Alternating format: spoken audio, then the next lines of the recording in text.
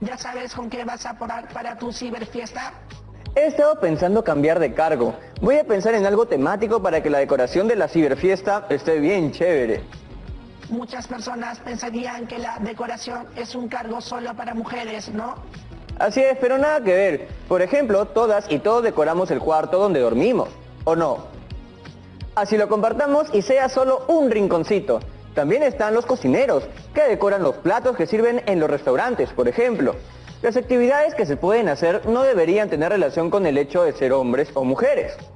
Cuando tienes razón, Jonathan, tienes razón.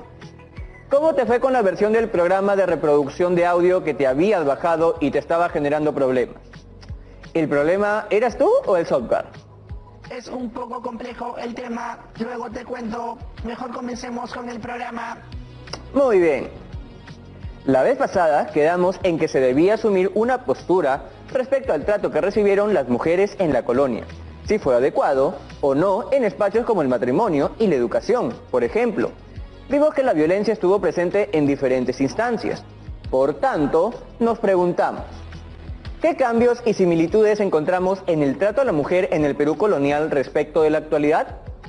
Vamos a entrar en contacto con la profesora Jessica para que nos dé una mano con esto. ¡Hola, profesora Jessica! Buenas, profesora. Hola Jonathan, Rebot, chicas y chicos en casa, muy contenta de estar acá con ustedes con un tema muy interesante y vital para entender el presente, porque analizaremos la situación de la mujer en el Perú colonial. Y el reto de hoy será elaborar argumentos para dar respuesta a la pregunta ¿cómo fue el trato a las mujeres en el Perú colonial? Recuerden que este producto es un insumo para el reto final. Profesora, la otra vez pasé por un kiosco y leí esta noticia en un diario. Giovanna García Estación, generala de la Policía Nacional. Grace Gemerde, corredora de autos. Y Lubia Soledad Asensio, lanzadora de bala. Le ponen un alto a los estereotipos y respaldan la importancia de la igualdad de género en la educación de los estudiantes del Perú.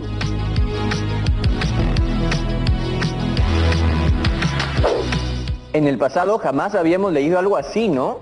¿Las mujeres en la colonia recibían el mismo trato que en la actualidad? ¿Qué actividades se les permitía hacer en esa época? ¿Diría que las mujeres hoy en día ya son incluidas en diversos ámbitos de la sociedad? Esas son preguntas que responderemos a lo largo del programa. Antes que nada, recordemos a todas y todos en casa tener a la mano un lapicero y un cuaderno para tomar apuntes, para que puedan guiarse en la elaboración de su explicación y evalúen su progreso en la competencia, que es la siguiente. Construye interpretaciones históricas, en las que deberán tomar en cuenta los siguientes criterios de evaluación. A. Analizar diversas fuentes, mencionando coincidencias y contradicciones. B. Distinguir entre las diversas causas y consecuencias considerando el contexto histórico. Y C. Explicar los cambios y permanencias respecto de la actualidad.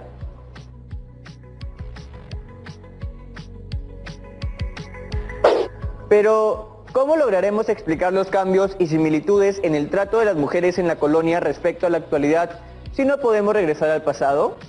Con las fuentes. Para eso, y en primer lugar, debemos establecer los aspectos que vamos a encontrar, pues eso nos permitirá saber si hablamos de semejanzas o diferencias.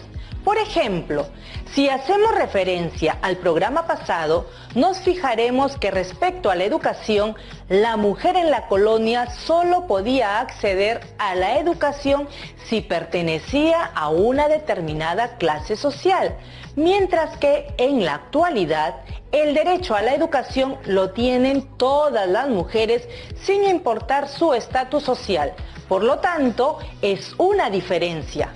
Aunque el plan de estudios en la colonia se centraba en la enseñanza de labores domésticas y la obediencia, en cambio la educación actual comprende una serie de áreas iguales para hombres y mujeres. para lo cual analizaremos varias fuentes secundarias que nos hablan de la vida en los monasterios o conventos, así como aspectos de la educación de esa época. Entonces, manos a la obra y arranquemos con la primera proyección. Leo.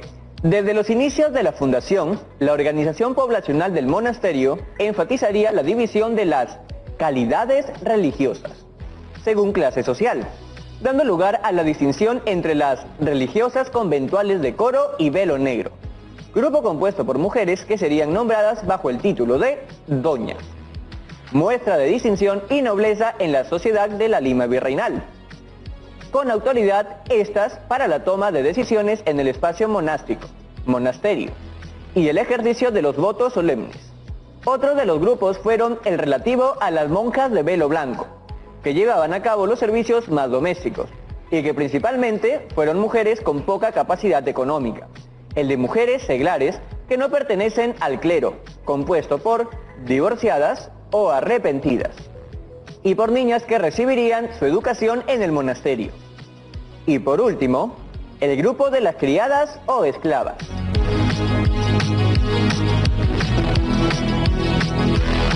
¿Cuál era el trato que recibían las mujeres religiosas en el periodo colonial?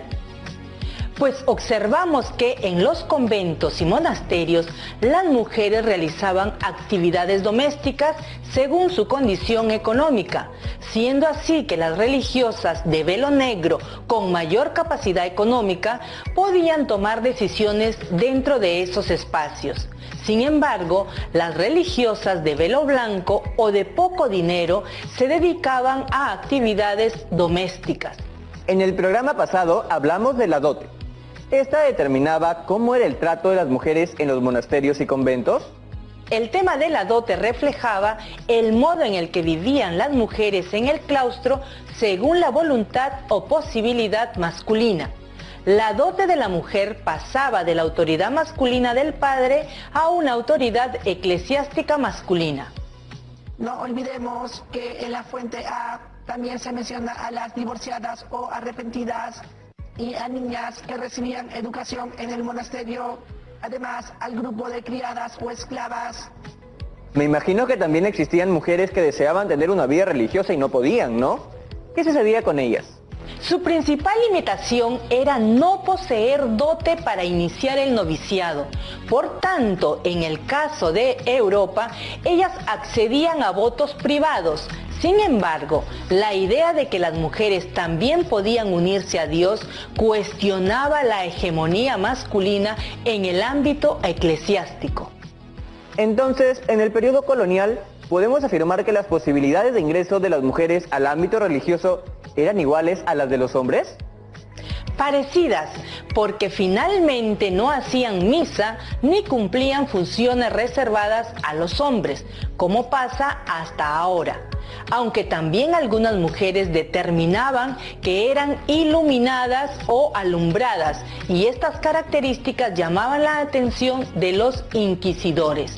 ¿Le parece si vamos a una pausa y a la vuelta seguimos con eso? ¡Vamos! Pero antes, me ibas a contar lo que te ocurrió, Rebord. Sí, necesito contarlo ya. No quiero acaparar más espacio de memoria con esto. Adelante. Los amigos estamos para escuchar y aconsejar si podemos. Accedí a un analizador en línea, quien revisó y escaneó mi sistema de cómputo interno para verificar la incompatibilidad entre la última versión del reproductor de audio y yo, y resultó que sí, la nuestra era una relación que no me hacía bien. ¿Por qué razón? ¿Por ti o por el programa de audio? Por los dos, ambos teníamos ciertas especificaciones en nuestro sistema que generaba conflicto de convivencia en el hardware. Bueno, nos termina de contar después de la pausa. Me parece muy curioso. Ya regresamos con Aprendo en Casa. Hicimos una videollamada. Claro, está bien. Lo mejor es quedarnos en casa. A ver, ahora Enzo. Primero acompañé a unos hermanos hasta un país donde los niños nunca crecen. También seguí a un conejo que llevaba un reloj hacia un reino con naipes de soldados. Profesora, Pero no que no se podía salir. Pero sí podemos abrir las puertas de nuestra imaginación y viajar a mundos increíbles a través de los libros. Más libros, más libres. Una campaña del IRTP y la Biblioteca Nacional del Perú que nos invita a viajar a través de la lectura. Estamos viendo Aprendo en Casa, secundaria.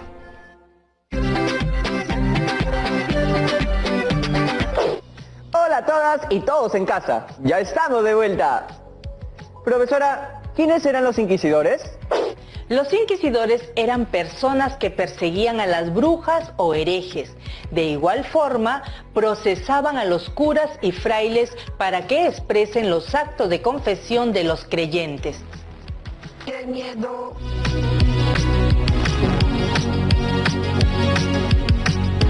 Entonces, los inquisidores procesaban a las mujeres que contradecían las doctrinas de la religión.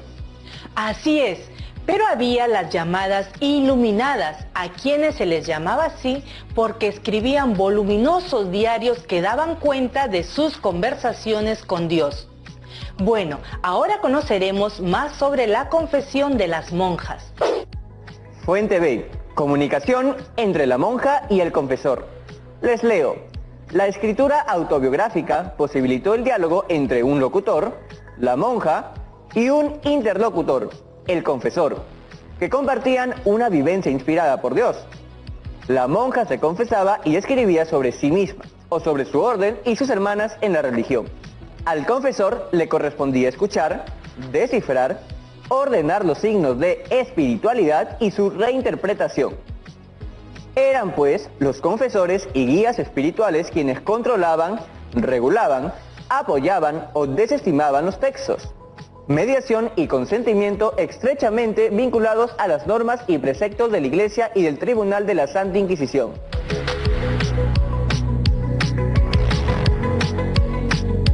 Las mujeres iluminadas provenían de diferentes estratos de la sociedad. Por tanto, encontramos iluminadas mulatas, criollas y de la aristocracia. También es importante recordar que en 1553 se fundó en Lima la primera casa de recogimiento San Juan de la Penitencia, dirigida para dar albergue y educación a niñas y niños pobres y huérfanos. Pero al aumentar el número de mujeres separadas de sus maridos que se cobijaban en esa casa de recogimiento, el virrey Francisco de Toledo la cerró en 1570 y trasladó su local a la Universidad de San Marcos. En tanto que los conventos constituyeron espacios en los cuales las mujeres pudieron acceder a una educación que les negaba el orden imperante. Con el tiempo y el crecimiento poblacional hubo más población femenina y su distribución en las instituciones fue diversa. Veamos una fuente secundaria sobre la población femenina. Fuente C. Conventos y cifras. La población femenina ascendía en 1700 a 19.430 aproximadamente. El 21% vivía en instituciones. 3.655 en conventos, 215 en beaterios y también en casas de recogimiento, hospitales y escuelas. El 50% de estas mujeres estaba en calidad de sirvientas y esclavas al servicio de las tareas domésticas, mientras que las mujeres de la élite se encontraban circunscritas al cuidado del hogar. Más del 50% eran sirvientas, esclavas o donadas que desempeñaban trabajos caseros.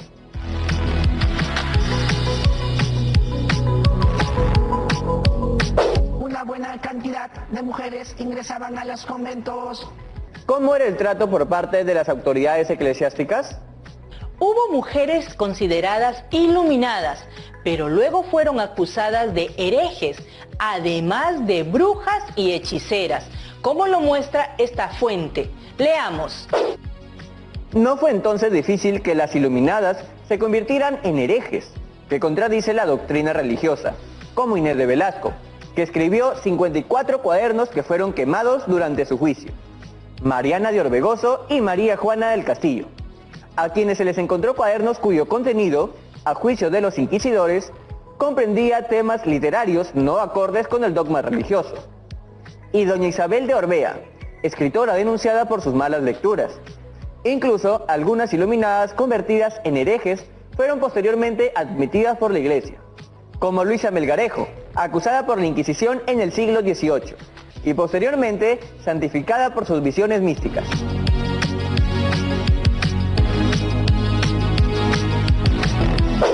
¿Quemaron lo que escribían? Así es.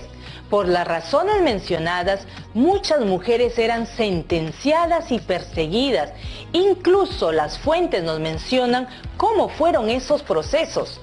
El mayor número de personas procesadas por el Tribunal del Santo Oficio en Lima corresponde a la población femenina. Leamos el siguiente texto. Fuente E. Las hechiceras en el Perú, durante el siglo XVII, cuando hace referencia al trato de las mujeres recibido en el siglo XVII, lo que encontramos en los documentos refiere a las personas procesadas por el Tribunal del Santo Oficio en Lima, en su mayoría mujeres. Por tanto, los testimonios afirman que la hechicería fue una actividad predominantemente realizada por ellas. Sin embargo, es importante investigar acerca de quiénes eran esas mujeres, qué objetivos perseguían a través de sus prácticas, quiénes las consultaban y con qué propósitos. Varios grupos étnicos participaban en la hechicería: españolas, blancas, cuarteronas de mulata, mestizas, mulatas, zambas e indias. Cuando testificaban, alegaban que la hechicería era su medio de subsistencia. Las mujeres acusadas de hechiceras provenían mayormente de las clases populares urbanas, solteras y viudas. Los rangos de edades se encontraban entre los 20 y 39 años. En sus ritos incluían el uso de objetos como animales, muñecos, brebajes e ídolos indígenas. Fue muy difundida la relación entre el demonio y las divinidades indígenas. Por otro lado, se tenía la idea que las mujeres hechiceras eran curanderas, pues poseían la habilidad para curar enfermedades a través de las plantas curativas, como la enfermedad del dolor de estómago. Sin embargo, los inquisidores y algunos testigos les atribuían el poder de causar enfermedades, locura y muerte.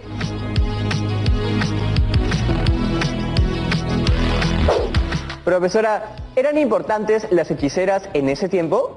Las hechiceras fueron mediadoras culturales, ya que por intermedio de sus actividades y saberes articularon una serie de relaciones sociales, liberando al mismo tiempo las tensiones cotidianas propias de las sociedades como las hispano-virreinales. De una fuente bibliográfica rescato lo siguiente. Los servicios prestados por las hechiceras eran tan importantes para el universo femenino de aquel periodo que a través de ellos es posible descubrir la emocionalidad y las ilusiones de una mujer excluida, alejada y muchas veces sometida a un estilo de vida inadecuado frente al que se revela.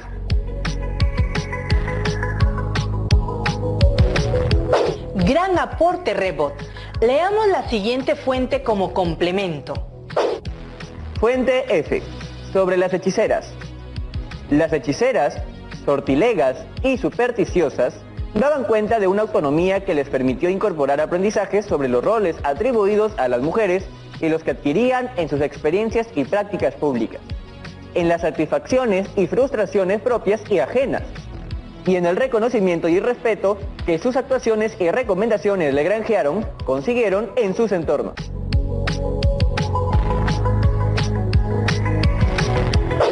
Profesora, muchas de estas mujeres deseaban liberarse de la autoridad y hasta el maltrato de los hombres como sus parejas, ¿no? Así es, muchas recurrían a las hechiceras para liberarse de los maltratos.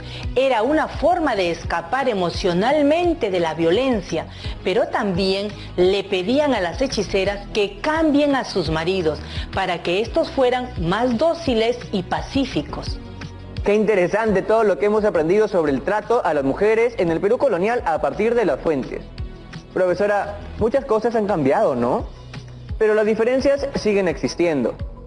Cada vez la mujer va conquistando más espacios para desarrollarse, sin duda, pero aún hay diferencias marcadas en la sociedad actual. Y como hemos visto hoy, eso lo venimos arrastrando desde hace siglos. Ver el pasado nos sirve para entender dónde estamos en el presente. Muy interesante, profesora. Vamos al bloque de preguntas.